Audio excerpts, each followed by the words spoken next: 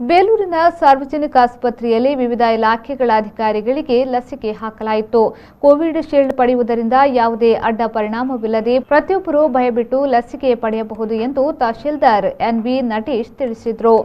Covid ಲಸಿಕೆ ಅಭಿಯಾನ ಏನು ಆರಂಭವಾಗಿದೆ ಅದರ ಪ್ರಕಾರ ನಾವು ಪ್ರಪ್ರಥಮವಾಗಿ ನಮ್ಮ ಆರೋಗ್ಯ ಇಲಾಖೆ ಸಿಬ್ಬಂದಿ ವರ್ಗದವರಿಗೆಲ್ಲ ಕೋವಿಡ್ ವ್ಯಾಕ್ಸಿನ್ ಲಸಿಕೆ ಕೋವಿಶೀಲ್ಡ್ ಅನ್ನು ನಾವು ಹಾಕಿಸಿದ್ದೀವಿ. ಅದೇ ರೀತಿ ಫ್ರಂಟ್ ಲೈನ್ ಕೋವಿಡ್ ವಾರಿಯರ್ಸ್ ಆದಂಥ ಪೊಲೀಸ್ ಇಲಾಖೆ, ಪುರಸಭೆಯ ಪೌರ ಕಾರ್ಮಿಕರು, ರೆವಿನ್ಯೂ ಡಿಪಾರ್ಟ್ಮೆಂಟು ಮತ್ತು ಎಲ್ಲ ಫ್ರಂಟ್ ಲೈನ್ ವಾರಿಯರ್ಸ್ಗೂ ಕೂಡ ನಾವು ಹಂತ ಹಂತವಾಗಿ ಹಾಕೊಂಡು ಬರ್ತಾ ಇದ್ದೀವಿ. ನಿನ್ನೆ ದಿವಸ ರೆವಿನ್ಯೂ ಇಲಾಖೆಯವ್ರಿಗೆ ಹಾಕಿದ್ವಿ, ಇವತ್ತು ಪೊಲೀಸ್ ಇಲಾಖೆ ಮತ್ತು ಪೌರ ಕಾರ್ಮಿಕರಿಗೆ ಹಾಕಲಿಕ್ಕೆ ನಾವು ಹಮ್ಮಿಕೊಂಡಿದ್ವಿ. ಅದೇ ರೀತಿ ನಮ್ಮ ತಾಲೂಕಿನ ದಂಡಾಧಿಕಾರಿಗಳಾದಂಥ ಸರ್ ಎನ್.ವಿ. ನಟೇಶ್ ಸರ್ ಸಾಹೇಬರು ಮತ್ತು ಇನ್ಸ್ಪೆಕ್ಟರ್ ಸಿದ್ದರಾಮೇಶ್ವರ ಸಾಹೇಬರು ಮತ್ತು ಇ.ಒ. ರವಿಕುಮಾರ್ ಅವರು ಬಂದು ಮತ್ತೆ ಪುರಸಭೆ ಮುಖ್ಯಾಧಿಕಾರಿಗಳಾದ ಮಂಜುನಾಥ್ ಸರ್ ಅವರು ಬಂದು ಇವತ್ತು ಪ್ರಪ್ರಥಮವಾಗಿ ಲಸಿಕೆ ಪಡೆಯುವ ಮುಖಾಂತರ ಅವರ ಸಿಬ್ಬಂದಿ ವರ್ಗದವರಿಗೆ ಪ್ರೇರಣೆಯಾಗಿದ್ದಾರೆ.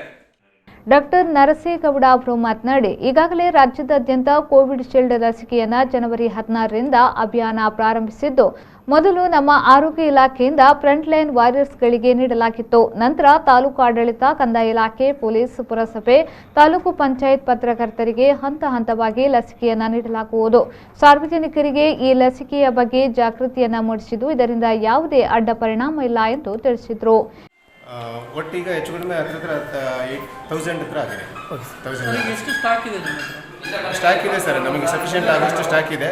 ಮತ್ತು ಪ್ರತಿ ಟೈಮಲ್ಲಿ ಕೋವಿಡ್ ಅಂದರೆ ಮೊದಲೇ ನಾವು ಇದು ಮಾಡೋಕ್ಕೆ ಹೋಗಲ್ಲ, ಅಂದರೆ ಮುಂಚೆನೇ ತೆಗೆದು ಒಂದು ವೇಲ್ ಓಪನ್ ಮಾಡಿ ಇಡೋದು ಆ ಥರ ಎಲ್ಲ ಮಾಡೋಕ್ಕೆ ಹೋಗಲ್ಲ.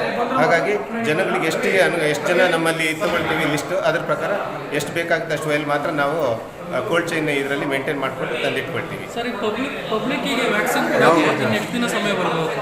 ಇನ್ನು ಕೆಲವೇ ಹಂತದಲ್ಲಿ ಕೆಲವೇ ಇದರಲ್ಲಿ ಬರ್ತದೆ ಸರ್. ಯಾಕಂದರೆ ಈಗ ಆಲ್ರೆಡಿ ನಮೀಗ ಕೋವಿಡ್ ವರ್ಕರ್ಸು ಮತ್ತು ಫ್ರಂಟ್ ಲೈನ್ ವರ್ಕರ್ಸಿಗೆ ಕೊಡ್ತಾ ಇದ್ದೀವಿ. ನಂತರ ಅಬೌವ್ 50 ಇಯರ್ಸು ವಿತ್ ಕೋಮಾರ್ಬಿಡ್ ಅಂದರೆ ಶುಗರು, ಡಯಾಬಿಟಿಸ್ ಇರೋರನ್ನು, ಜೊತೆಗೆ 50 ವರ್ಷದೊಳಗಡೆ ಇರೋವಂಥವ್ರನ್ನು ಕೂಡ ಗುರುತು ಮಾಡಿಬಿಟ್ಟು ಏನಾದರೂ ಅವರಿಗೆ ಈ ಥರ ಕೋಮಾರ್ಬಿಡ್ ಕಂಡೀಷನ್ಸ್ ಅಂದರೆ ಶುಗರು, BP ಅಥವಾ ಬೇರೆ ಬೇರೆ ಈ ಥರ ಕಾಯಿಲೆಗಳೇನಾದರೂ ಇದ್ದು ಸಫರ್ ಪಡ್ತಾ ಇದ್ರೆ ಅವ್ರಿಗೂ ಕೂಡ ಮುಂದಿನ ಹಂತದಲ್ಲಿ ಈಗಾಗಲೇ ಲಿಸ್ಟೆಲ್ಲ ತೊಗೊಂಡಿದ್ದೀವಿ. ಇವ್ರದ್ದೆಲ್ಲ ಮುಗಿದ ಮೇಲೆ ಅವ್ರಿಗೆ ಕೊಡಿ.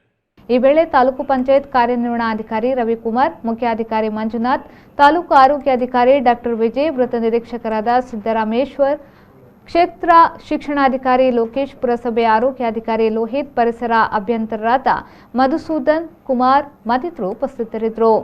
ಹರೀಶ್, ವಿ4 ನ್ಯೂಸ್, ಬೇಲೂರು.